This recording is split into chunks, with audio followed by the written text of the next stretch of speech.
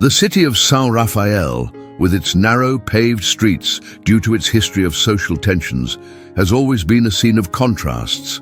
On one side, well-kept neighborhoods with expensive cars and tall buildings.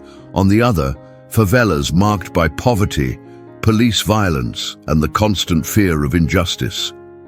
On street corners, the fear of being judged at first sight is palpable, especially among those who live in the outskirts. Racial inequality, a silent shadow, still shaped every aspect of local life.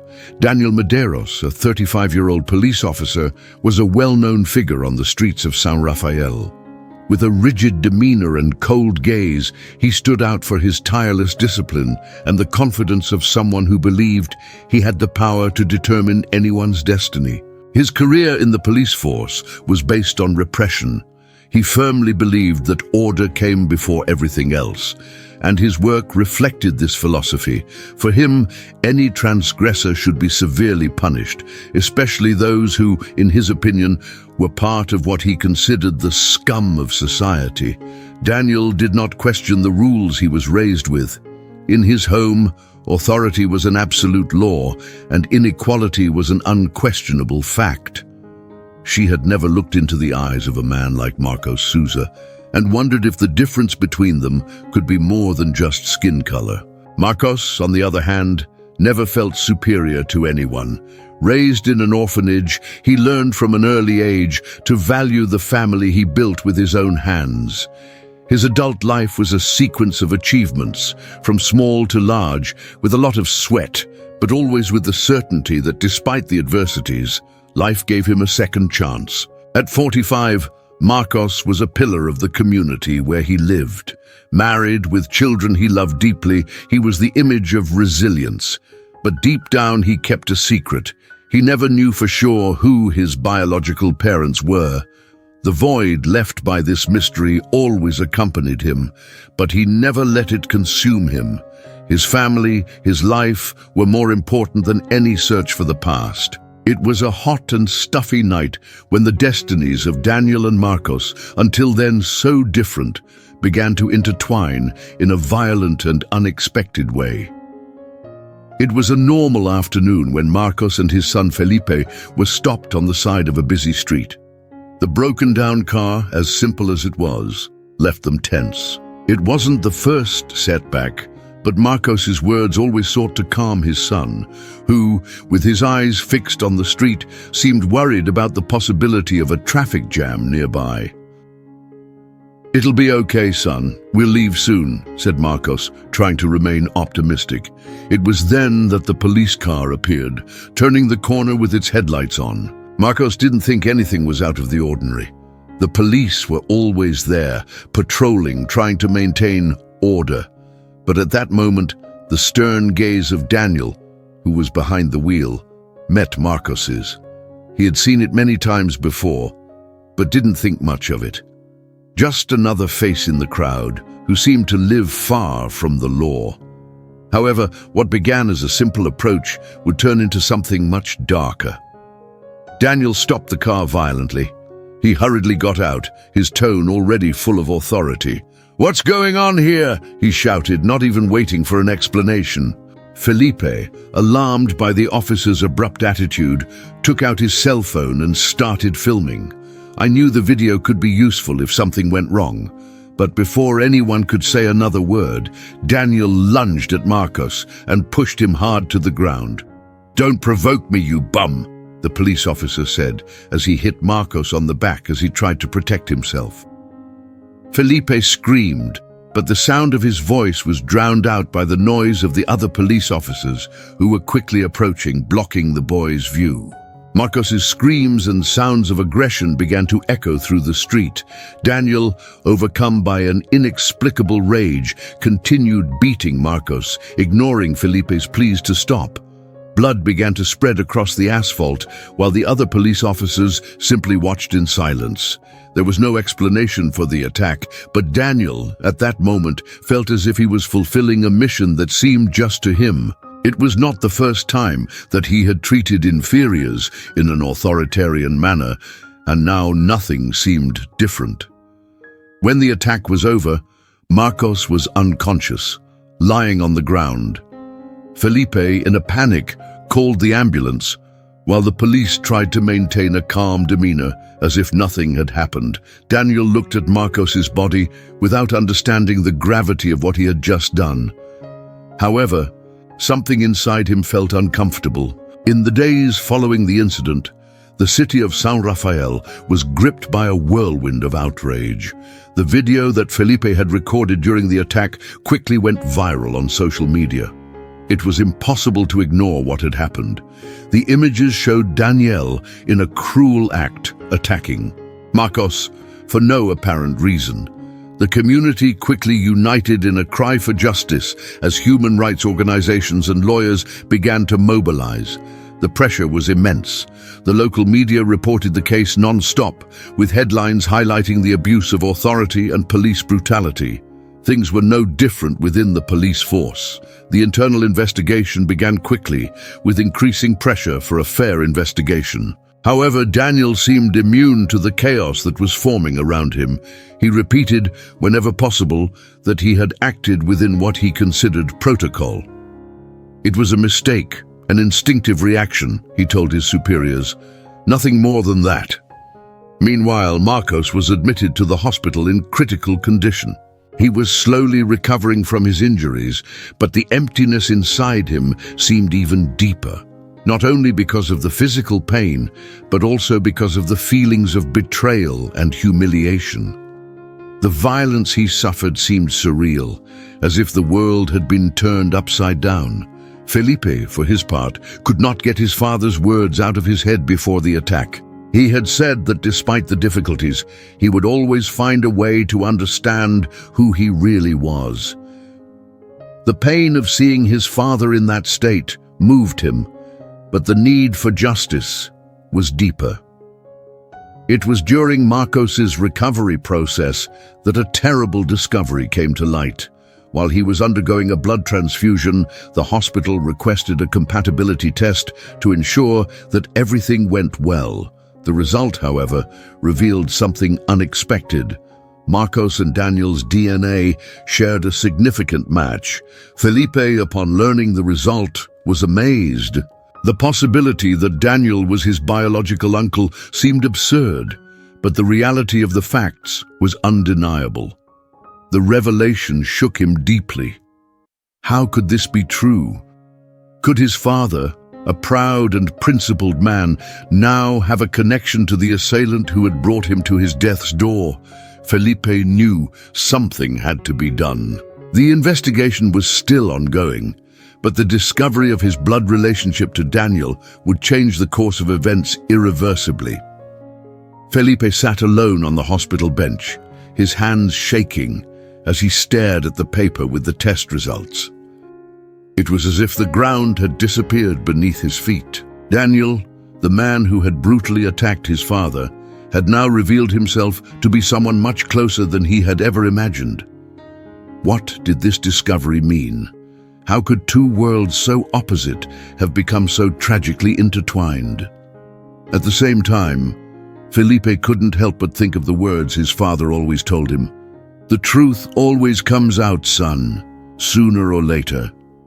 And now, that truth confronted him in a way that was as cruel as it was revealing. There was a blood bond between him and the person responsible for Marcos's suffering, his father. What should Felipe do with this information? Seek justice? Or try to understand what led Daniel to act that way without realizing the consequences of his actions? With a heavy heart and a mind full of doubts, Philip decided he had to confront Daniel. It was a risk, he knew. Confronting the man who had caused so much harm to his family could be dangerous, but he couldn't simply ignore the truth. Deep down, he believed there was a deeper reason for Daniel's behavior, something that could explain his violence, even if it didn't justify it. He looked for the police station, where Daniel worked, and, with a determined look on his face, entered through the main door. The atmosphere was tense, and the police officers exchanged awkward glances as they watched Felipe approach the service desk.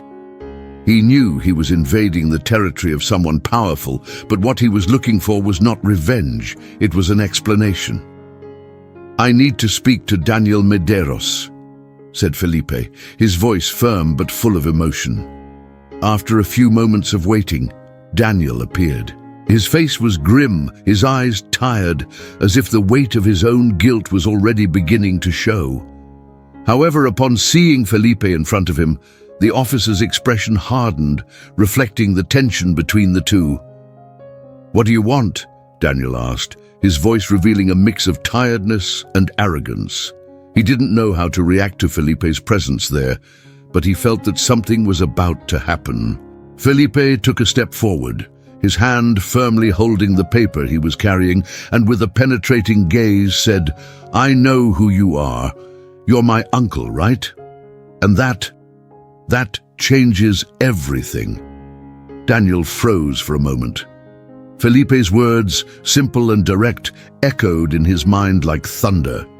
"You're my uncle, right?" He couldn't process the revelation immediately. Shock took over his body, and a cold sensation ran down his spine. His gaze drifted to the paper in Felipe's hands, the letters of a DNA test that proved something he had never imagined. How was this possible? For long seconds, there were no words between the two. Daniel, with his body rigid and his chest tense, tried to organize his thoughts. It was a strange sensation, almost unrecognizable.